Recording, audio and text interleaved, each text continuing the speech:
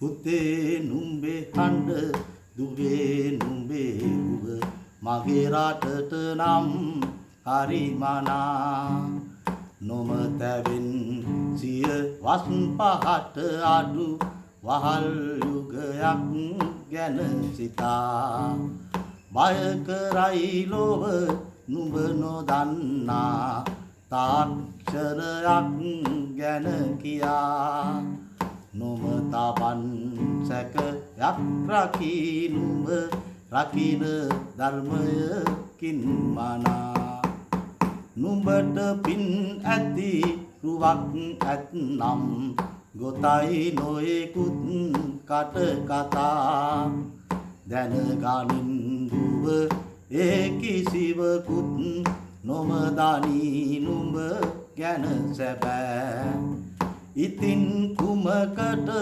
පසුතැවෙන වද කාලයෙන් නොම ගෙන සමා හිනැහි අන්දුව අභියෝග මැද නුඹේ හෙට දින අද තමා හිනැහි අන්දුව අභියෝග මැද නුඹේ හෙට දින අද තමා පුතේ නුඹේ හඬ නැසිය හැකි මුත් චින්තනේ නොම වැළලෙනා දැනගනින් ලොව සියලු තත්තු නිසි අපේ සතුරන් නොපෙනෙනා ඉටු කරන් පුත නුඹේ යුතුයකම් නොම රැගෙන කිසි වර්ණනා බිය නොවන් පුත මිය යාම ගුරු මය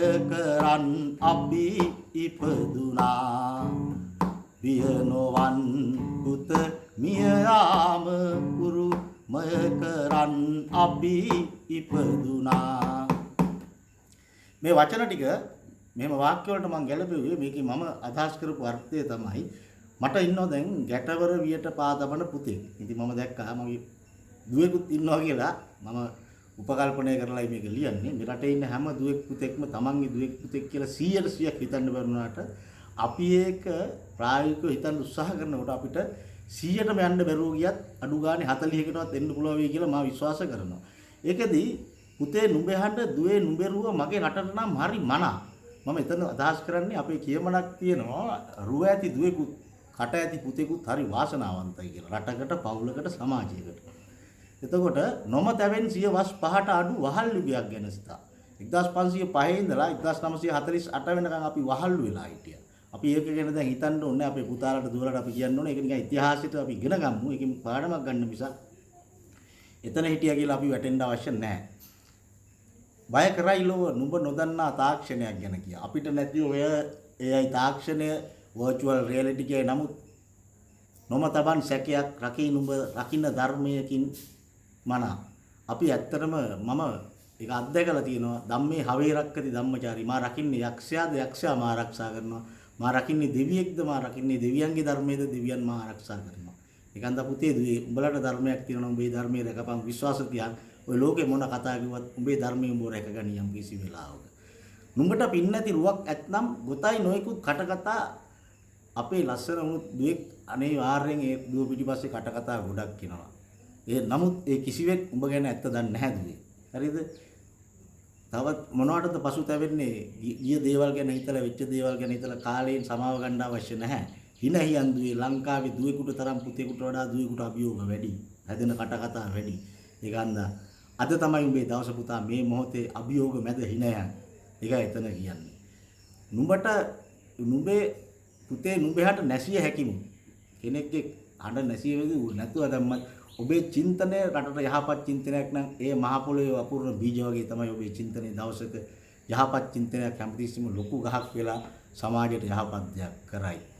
දැනගනින් ලෝ සියලු තතු නිසි අපේ සතුරන් නොපෙනෙන ඉතිහාසය ගැන හිතුවොත් ඉන්දියාව රෝ සංවිධානය එකතු වෙලා LTT ගැදුවා. ඒ වගේ අපේ වටේ ඉන්න හැමෝ ගැනම අපි හරියට දැනගන්න ඕන සමාජීය වශයෙන් සහ ජාත්‍යන්තර වශයෙන්. එතකොට තමයි අපේ බේරුම තියෙන්නේ. ඉගෙන ගැනීම මත ලෝකයේ දැන ගැනීම මත තමයි අපේ සුරක්ෂිතතාව අපේ ආරක්ෂාව රැකෙන්නේ. මම එයින් අදහස් කරන්නේ ඒකයි. ඉටු කරන් පුත නුඹේ යුතුයකම් නොම රැගෙන කිසි වර්ණනා. පිරිමියෙක් වුණාම අපි කරන්න ඕන යුතුයකම් ටිකක් තියෙනවා. ඒක ලකුණු බලාගෙන වර්ණනා බලාගෙන නෙමෙයි හදවතින් ඉෂ්ට කරපම් මගේ පුතේ. බිය නොවන් පුත මිය යාම උරුමය කරන්න අපි ඉපදුනා. අපි කොහොමත් මැරෙන මිනිසු සහෝදරයක් ඉපදුනොත් අපිට මරණය උරුමයි. එනම් පුතේ යුක්තිය ඇත්ත සාධාරණයේ දකින්න තැන ඔළුව නමාගෙන දන ගහගෙන ඉන්න එපා. හිටගෙන ඇත්ත කතා කරපන්. ඒකයි ඉන්න දාස කරන්නේ. සුඛී දීගයි.